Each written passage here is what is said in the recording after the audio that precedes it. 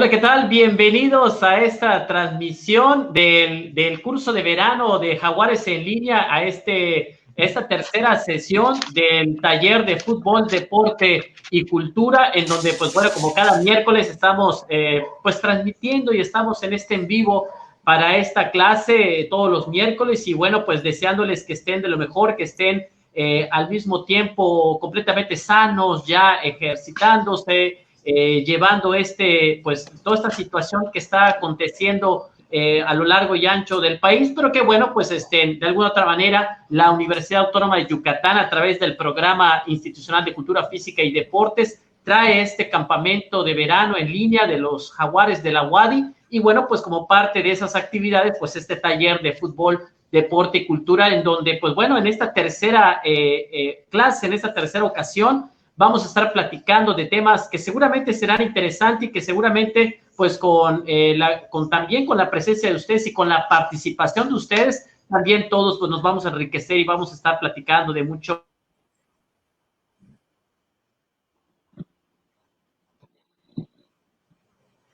Estar compartiendo también todas sus experiencias en lo que es el deporte y la temática que vamos a trabajar el día de hoy. Presento a mi compañero, el entrenador de los Jaguares de la UADY de la categoría Primera Fuerza, Raúl López. Bienvenido, Raúl. ¿Qué tal? Buenas tardes, amigo. Buenas tardes a todos en esta calurosa tarde aquí en Mérida. Les mando un caluroso saludo a todos. También está con nosotros el estudiante de la Facultad de Ingeniería Química, Kevin Rubio. Bienvenido, Kevin. Hola, ¿qué tal? Buenas tardes a todos, compañeros. Muy buenas tardes. Como siempre, un honor poder participar con ustedes en este tipo de actividades. Y pues esperar que pasen un rato amable con nosotros, como cada miércoles a las 7 de la noche. Y pues para convivir y reflexionar un rato, esperamos que la pasen bien.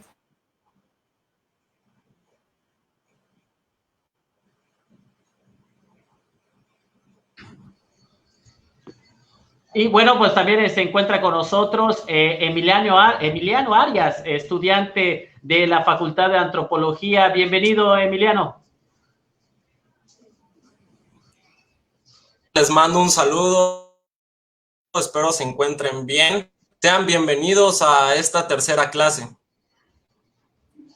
Perfecto. Y bueno, pues también ya vamos a entrar entonces en materia importante de lo que es el día de hoy, de esta clase 3 que vamos a estar teniendo. Sin lugar a duda, vamos a estar desarrollando temáticas que son importantes y que tienen que ver con la cuestión de la identidad, ¿no? El día de hoy vamos a estar trabajando estas cuestiones de la identidad, ¿ok?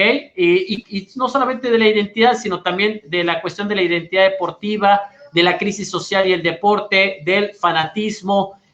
También vamos a hablar en la otra parte de esta sesión de la inclusión del deporte para todos, la participación que cada vez es muchísimo mejor que tiene la mujer en el deporte, no solamente como deportista, sino también como dirigente y también como parte de todo lo que es la organización deportiva y por supuesto lo que es el deporte adaptado, que sin lugar a duda pues es trascendental para todos nosotros, así que le invitamos a que se queden con nosotros. El propósito del día de hoy es que impulsemos a todo el público en general a desarrollar actividades que permitan desarrollar lo que es el deporte de manera inclusiva, ¿no? Así como pues tratar de hacer que el deporte sea totalmente para todos, así que pues le invitamos a que se quede con nosotros y bueno, pues precisamente vamos a platicar de lo que es ya la temática el día de hoy. Como primera cuestión que le vamos a presentar es el deporte como generador de identidad. Y primero vamos a explicar qué es lo que entendemos nosotros como identidad, que eso es importante que lo vayamos conceptualizando.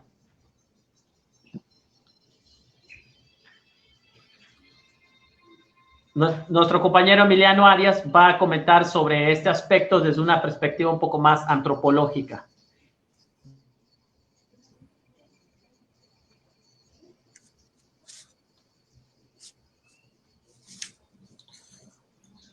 Sí, efectivamente, la identidad es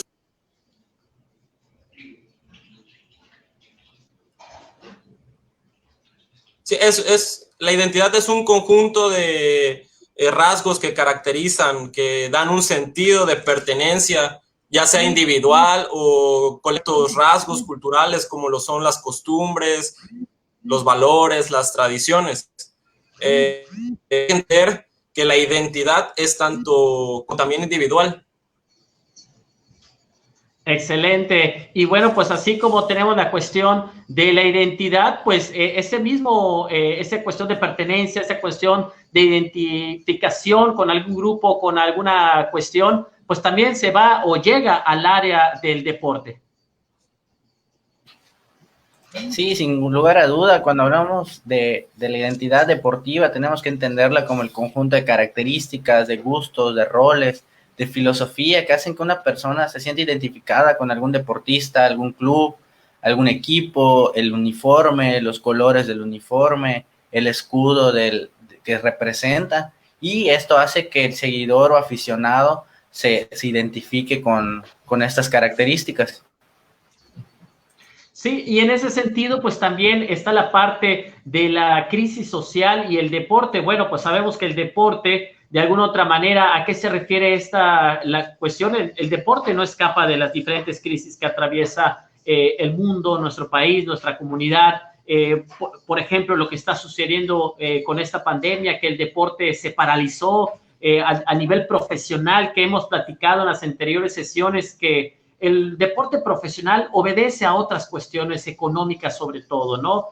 Sin embargo, el deporte amateur, el deporte universitario, el deporte infantil, juvenil, pues ha sido totalmente suspendido y al menos aquí en nuestra entidad todavía falta mucho tiempo para que se vuelvan a restablecer esos torneos, sobre todo de los deportes de conjunto, porque algunas actividades individuales pues ya se están restableciendo poco a poco, pero es eso, el deporte en la economía, cuando hay crisis en los países, guerras se ven afectadas, o inclusive también el deporte a través de la historia ha sido de alguna otra manera usada como parte para ir desarrollando o mitigando crisis sociales o para mostrar también la grandeza de ciertos poderes políticos o de situaciones, o inclusive han sido puntas de lanza para unificar pueblos y también para desarrollar cuestiones de independencia. Entonces el deporte no está para nada alejado con lo que sucede con la cuestión social, con la cuestión económica, como también platicamos la semana pasada, las cuestiones políticas.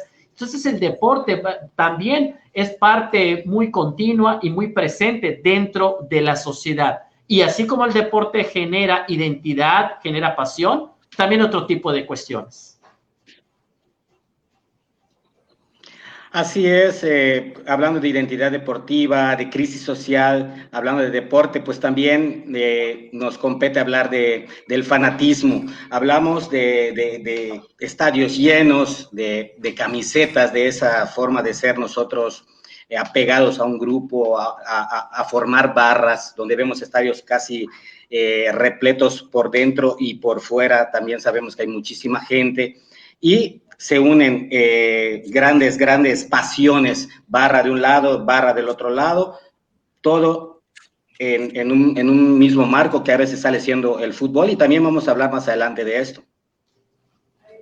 Así es, efectivamente, y bueno, pues ya vamos a entrar en la cuestión de mostrar esos ejemplos, pero antes nos gustaría escucharles, nos gustaría leerles en este caso y saber que nos pudieran dejar en los comentarios qué características de un deportista te identifican con él o con ella. ¿Cuál crees que sea la diferencia entre un fanático y un aficionado en el deporte? Nos gustaría leerles, nos gustaría que participen, y en este instante que ustedes comenten, poder de alguna otra manera poderles leerles y entre todos nosotros ir platicando. Es importante esa interacción con nosotros para que entre todos vayamos sacando opiniones, puntos de vista, experiencias, conocimiento, que pues es uno de los fines importantes que tenemos aquí, y que por supuesto ustedes nos puedan ir presentando a lo largo de la charla, nos puedan hacer preguntas, y no solamente preguntas, sino aportaciones, que pues eso es lo más importante, el intercambio de conocimiento, que es trascendental en toda esta cuestión. Así que le invitamos a que nos conteste estas preguntas. ¿Qué características de un deportista te identifican con él o con ella?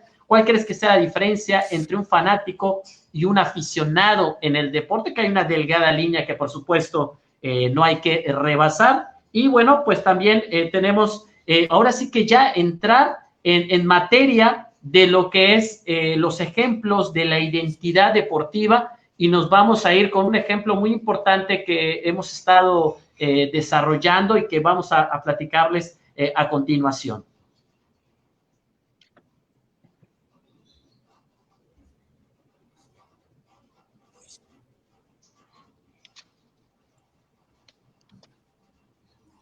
Sí, efectivamente, es interesante deportivo, ya sea de fútbol, básquetbol o etcétera.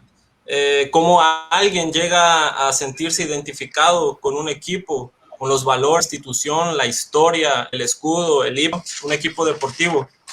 Es muy chistoso cómo desde pequeños nos dicen a qué equipo hay que irle. Incluso vemos recién nacidos, bebés que ya portan las playeras del Cruz Azul, del América, de las Chivas. Esto se debe a un concepto que usamos en antropología que se llama la endoculturación, que es este proceso por el cual un individuo va internalizando los modelos y las pautas de comportamiento de su grupo de pertenencia de manera consciente o inconsciente. A vez de las generaciones que son más adultas tratan de imponer estas ideas, estas ciertas costumbres a las generaciones que son más jóvenes, y muchas veces es formas de invitar a estos tipos de creencias, de costumbres, pero muchas veces hay que decir lo que es a veces a la fuerza, ¿no? Muchas veces en contra de tu voluntad, que se ponen ciertas normas, comportamientos, costumbres, y hablando en lo deportivo, pues irle al equipo. Otro ejemplo muy de identidad deportiva es el de los jerseys deportivos, ¿no? Me da mucha risa cuando recuerdo a un profesor que nos comprábamos las playeras de fútbol y nos poníamos el nombre de Messi, Cristiano Ronaldo. Él nos decía de que, ¿por qué no te pones tu nombre? ¿Por qué no te pones tu nombre? ¿Y por qué te pones otro nombre que no es el tuyo? Pero hay que entender nacional, y no porque yo me ponga el nombre de Emiliano Arias. Hay que entender que la identidad es porque me gusta cómo juega un jugador, me siento identificado y por eso uso su nombre. Efectivamente, y bueno, pues eso tiene una gran cuestión importante porque, bueno, pues desde muy chiquitos hay esta endoculturación en donde se trata de, pues de alguna otra manera, de los padres de familia, sobre todo caen mucho en eso, la familia interviene mucho eso de ponerle al hijo, a los hijos, imponerles a qué equipo irle, ¿no? Y también pasa precisamente de esa...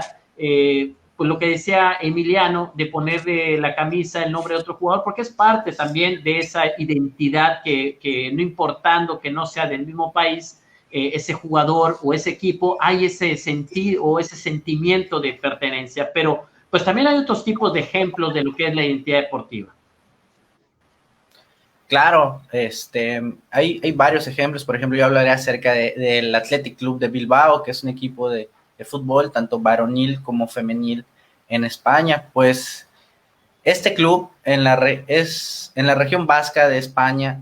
La región vasca de España, perdón, se siente muy identificada con este club, ya que pues no es un club es un club donde solo juegan mujeres y hombres nacidos en esta región. Desde que nacen, a ellos van a las fuerzas básicas y no hacen contrataciones de italianos, de mexicanos, de argentinos, de colombianos, sino que solamente nacidos en la región vasca pueden ser parte de ese club. Es por eso que los habitantes de esta región se sienten muy identificados con el equipo, con los colores, con el club, con ir cada 15 días a ver al equipo.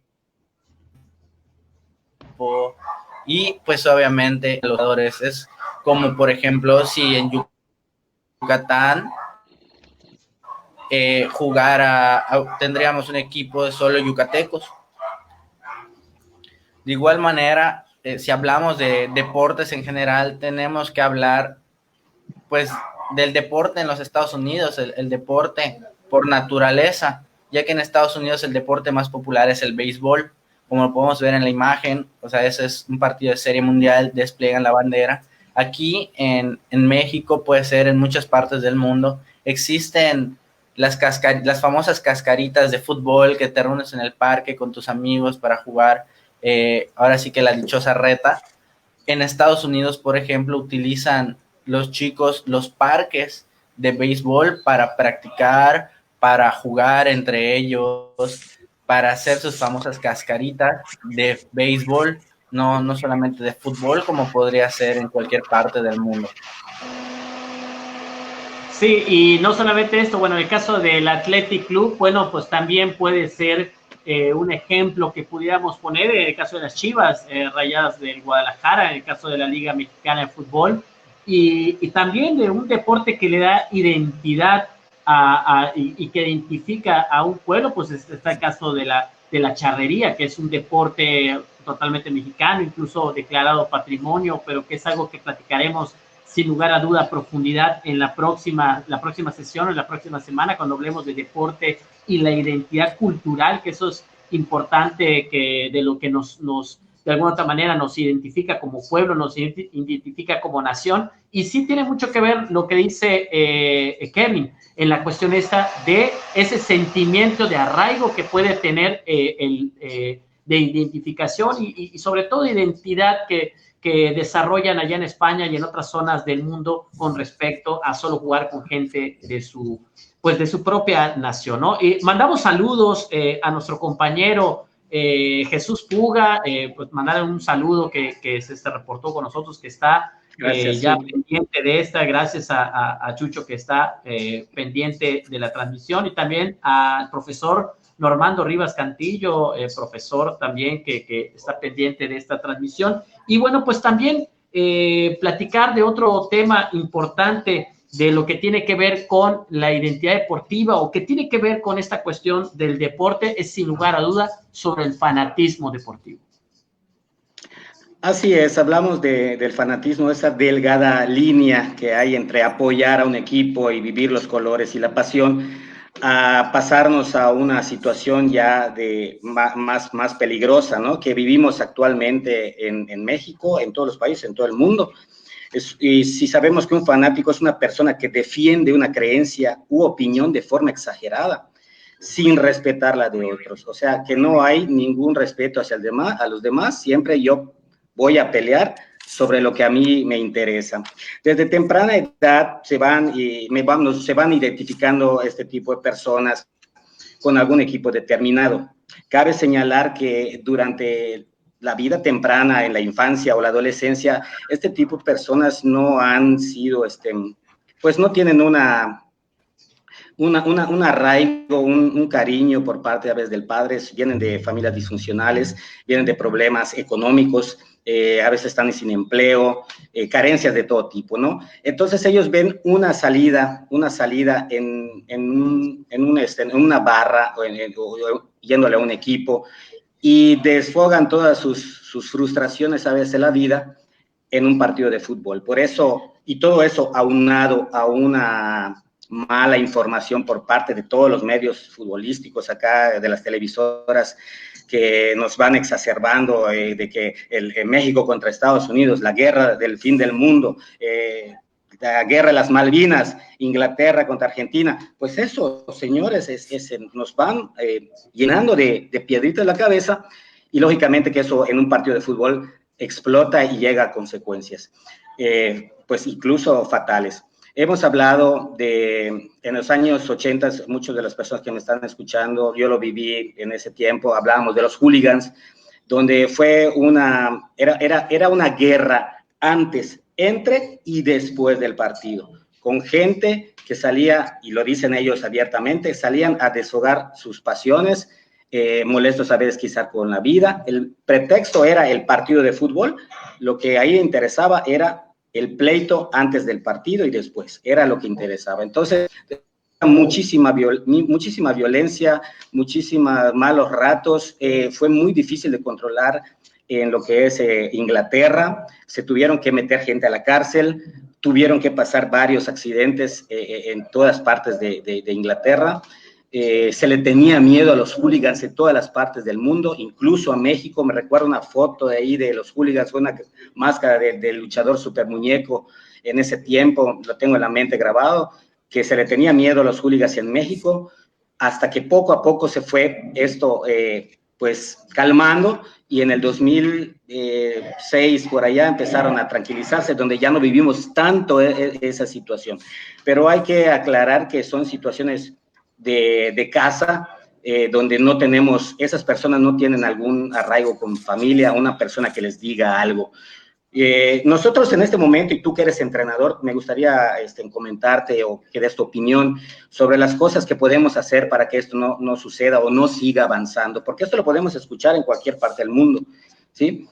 Una de las formas que yo puedo decir y que me traen al recuerdo muchas experiencias es cuando íbamos al juego de béisbol de aquí de los Leones de Yucatán. Iba yo a veces con mi papá, veíamos, son cosas de niños, ¿no? Veíamos el casa llena, perdiendo 2-1 en la novena entrada, todos los outs, 3-2-2, ya saben, la última jugada.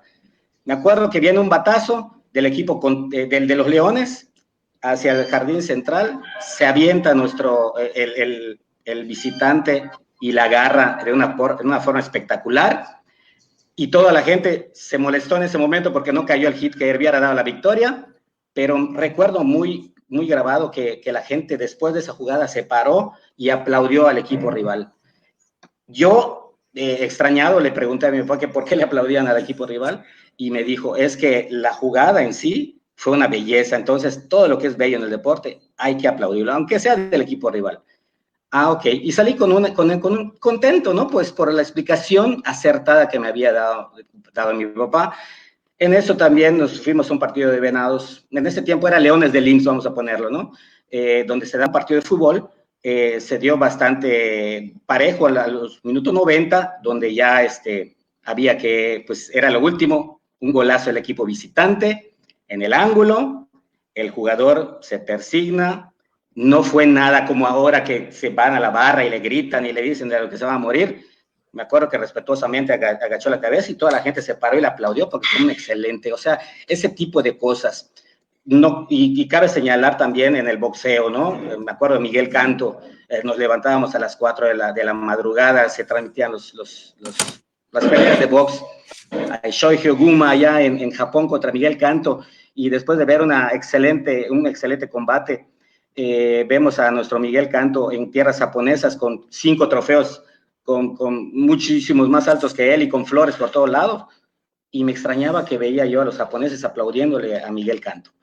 Entonces, la explicación ahí atrás es porque había una persona atrás de ti que te decía por qué era esto, por qué sucedían las cosas. Y eso es el gran aprendizaje que a lo mejor esta gente no tiene. Y eso es donde nosotros como maestros, nosotros como padres de familia, debemos de inculcarle a nuestros hijos. No solo es la pasión desmedida, sino que debemos ser unas personas responsables y decirle que hay que buscar lo bonito del deporte. Esa es mi opinión. Esperemos que nos ayuden ustedes también con sus comentarios.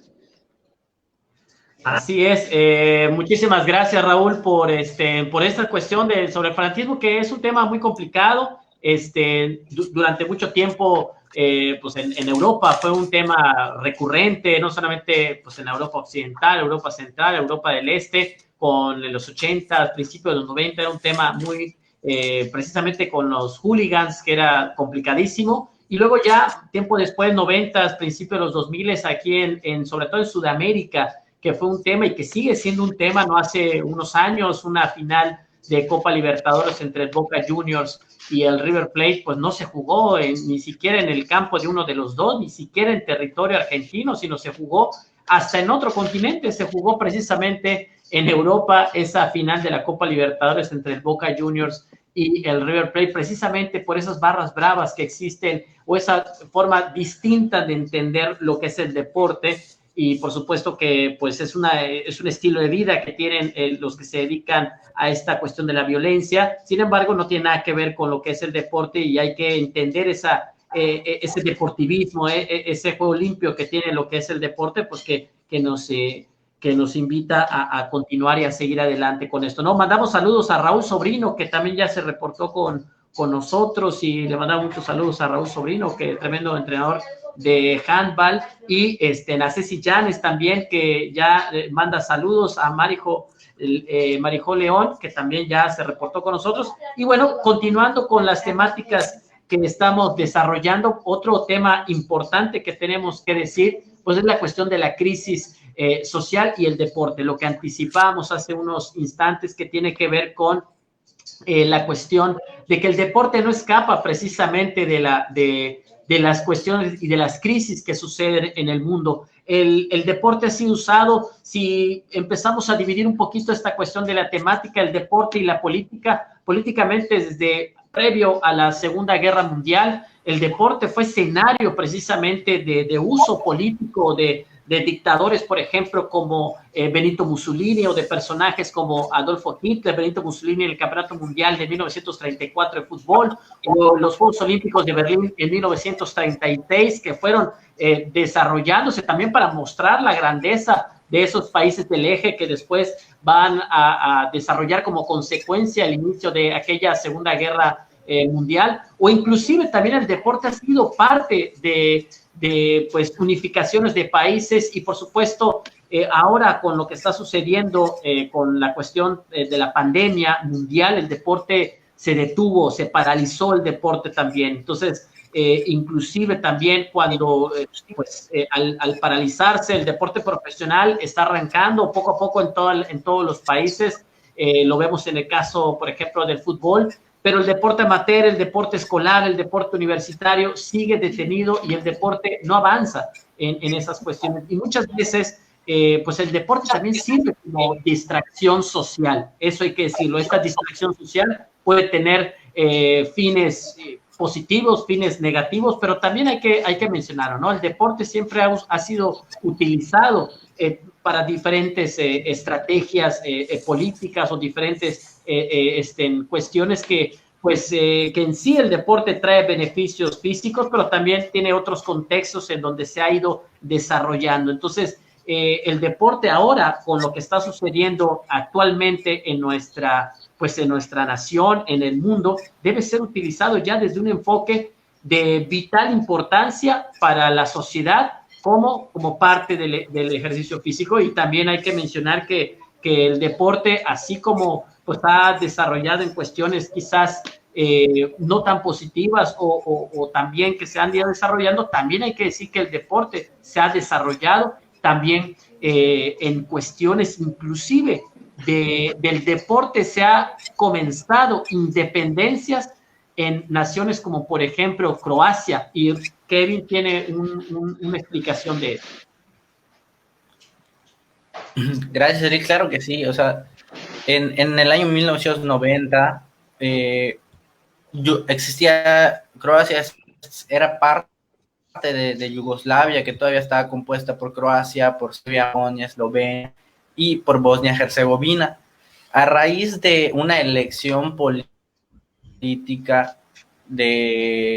lleva a cabo en 1990, semanas antes de un partido que ellos denominaban de alto riesgo entre el Dinamo de Zagreb y la Estrella Roja, mismo partido en el que precisamente la independencia, las ganas de independizarse y el fanatismo hicieron mella de este partido como un partido de alto riesgo, mismo en el que se suscitaron hechos violentos que terminaron haciendo que los que los aficionados invadan la cancha por la riña que tenían en las tribunas.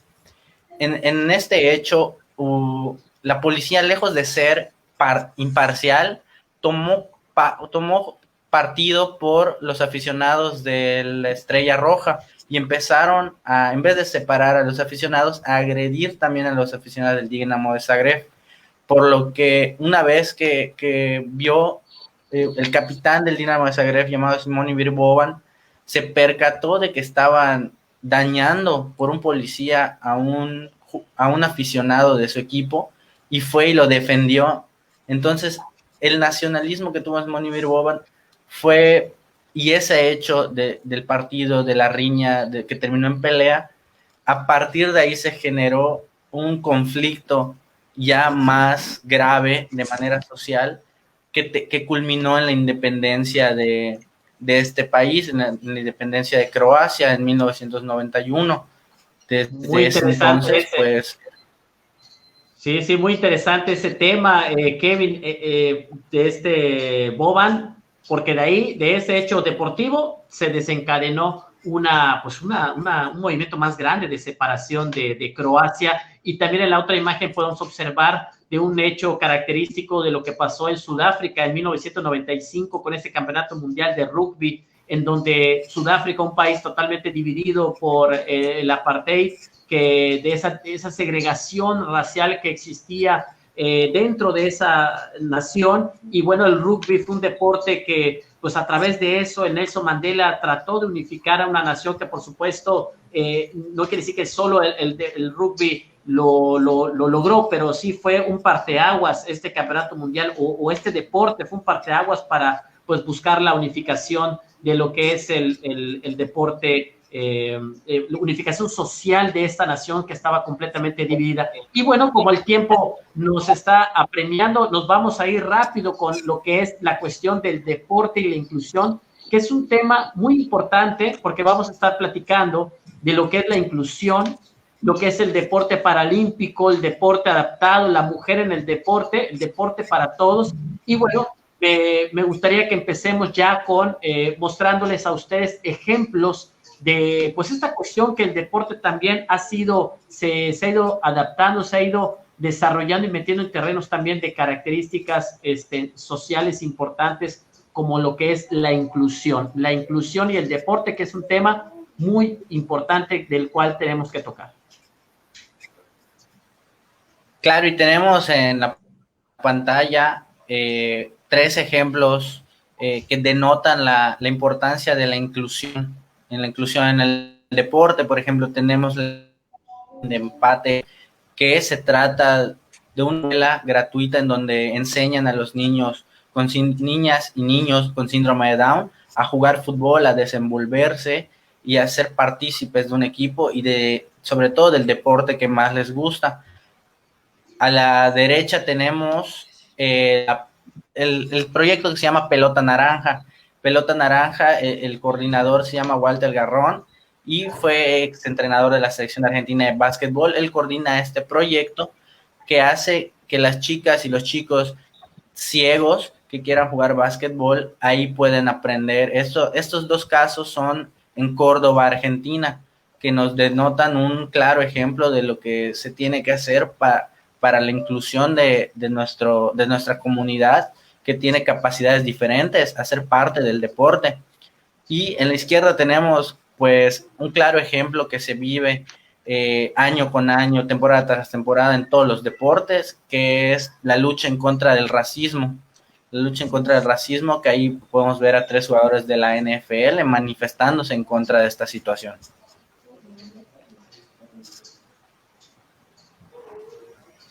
Importante esta cuestión de esta temática que nos está presentando Kevin, y bueno, pues también, así como es la inclusión del deporte, el combate al racismo, incluir a todos, que el deporte se expanda, pues también tenemos la cuestión del deporte que se ha tenido que adaptar, que se ha tenido que modificar y transformar para poder incluir a todos para la práctica deportiva. Así es, Ali. El deporte se tiene que adaptar poco a poco a todos, debido a que había en 1948, pues había muchas después de la Segunda Guerra Mundial, había gente que venía con lisiada de algún brazo, de alguna pierna o de la vista, ¿no? Entonces se empezaron a buscar alternativas y empezaron a adaptar los deportes. Ahora prácticamente, haciendo un recuento así muy rápido, casi todos los deportes ya están adaptados. Se han hecho, pues lógicamente, modificaciones en las canchas y en algunas reglas según la discapacidad que tenga la persona. Y pues ha sido algo genial para todos ellos, ¿no? Les podemos hablar de que han sido muchas situaciones de superación personal, evitan el ocio, piensan ellos en tener una segunda oportunidad. Y pues en eso tenemos un ejemplo como es Saúl Mendoza, que tenemos aquí en la foto, donde él fue campeón olímpico y paralímpico, perdón. Varias veces ganó medallas de plata, medallas de oro y bronce, tuvo más de 200 marcas. Es un deportista excepcional, donde él da sus conferencias y donde dice que le sirvió, volvió a nacer. Él nació con poliomielitis y a los 15 años empezó a hacer unas pruebas donde vieron que tenía cualidades perfectas y lo mandaron de una vez a Seúl, donde ganó, Seúl, Corea del Sur, donde ganó varias medallas.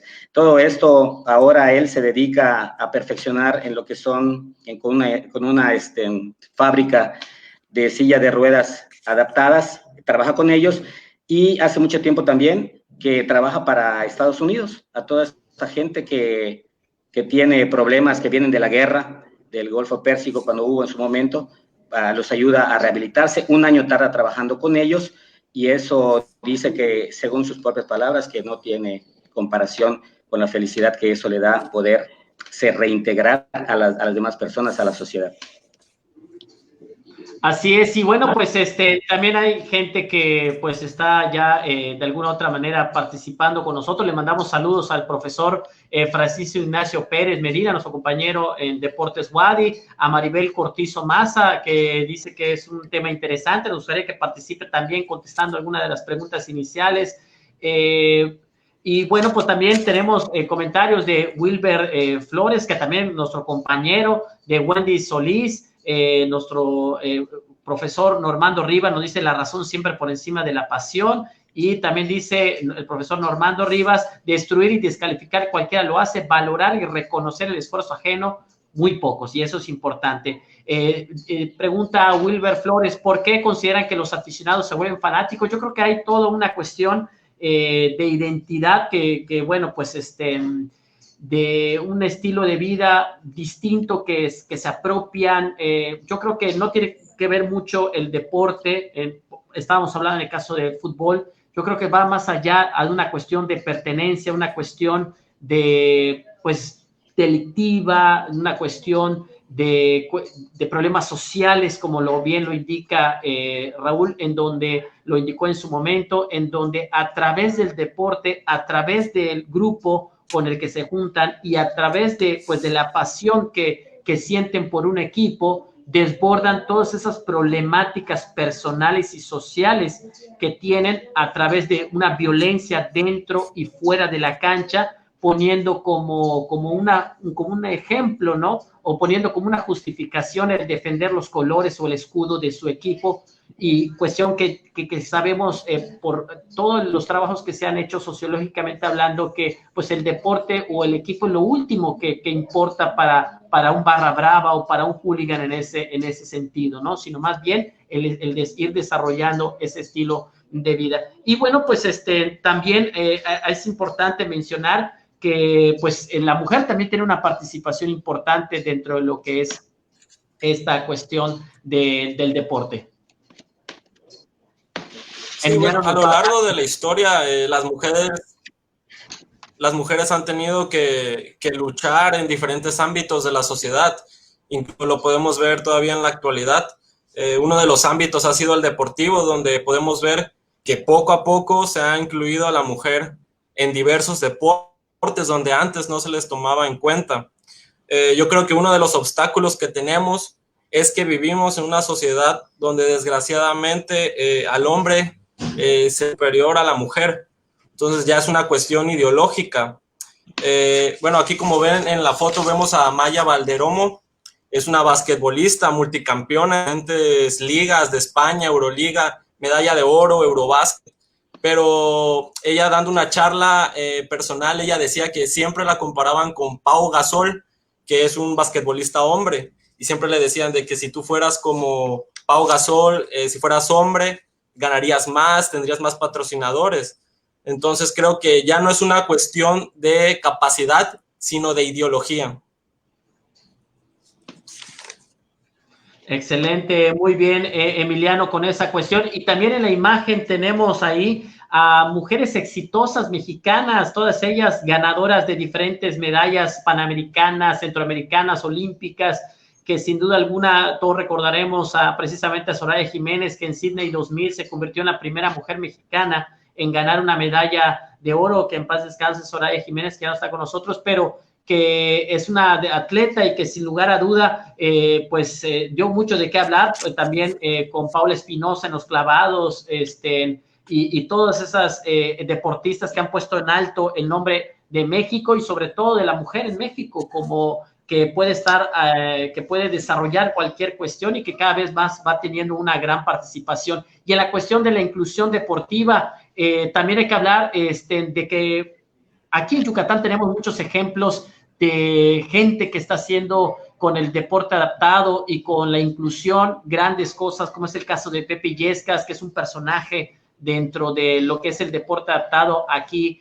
en Yucatán, que tiene por allá un proyecto muy interesante llamado Superhumans Power, en el cual pues este personaje yucateco pues no solamente participa en las carreras, también hace artes marciales, también hace natación, y que es un multideportista que pues va influenciando a otras personas que no solamente tienen algún tipo de capacidad diferente o discapacidad, sino también a otras personas que que pueden hacer ejercicio y que les motiva a seguir adelante, y que sabemos que en la cuestión de atletismo tenemos una gran representación en Yucatán en la cuestión del deporte adaptado. Así que bueno, cada vez más, como lo decía Raúl, se puede desarrollar deporte en todo lo que es el deporte. Podemos decir que todos los deportes ya hayan sido adaptados, y después de los Juegos Olímpicos, por supuesto, sabemos que se desarrollan los Juegos Paralímpicos, ¿verdad? En donde México tiene una gran participación, tiene una gran responsabilidad y tiene bastantes medallas que le ha aportado a nuestro país, ¿no? Y bueno, pues así ya estamos llegando al final de esta sesión 3, en donde nos gustaría que por favor ustedes pudieran contestar y poder leerles su comentario acerca de este tema que hemos estado hablando. Esta pregunta sería: ¿qué lugar ocupa hoy en el mundo la mujer en el deporte, como atleta, como directiva o profesionista, como médico del deporte, como fisioterapeuta, como preparadora física, etcétera, ¿no? Porque hoy en día la gama deportiva pues da mucho trabajo a diferentes especialistas. Y la otra sería: en tu estado o país, ¿el deporte adaptado es parte de la política pública? ¿Es una necesidad del gobierno? ¿Es una tensión? ¿Es una prioridad de las instituciones de tu estado, de tu país, desarrollar precisamente esto? Que pues sería interesante, porque eso significa que el deporte pues es para todos, ¿no? Que el deporte va a llegar a todos, a todas las esferas sociales y a todas las personas que integran la sociedad. Y bueno, pues también tenemos la cuestión de el tema que vamos a tener la próxima sesión, que nos gustaría que nos acompañen la próxima semana, el miércoles a las 7 de la noche, donde vamos a hablar de temas muy interesantes, como es la identidad como cultura, el deporte como identidad cultural, cómo el deporte identifica poblaciones, países, ciudades en México, en el mundo, y cómo también está la cuestión del deporte y la cultura en Yucatán, los juegos de la cultura maya,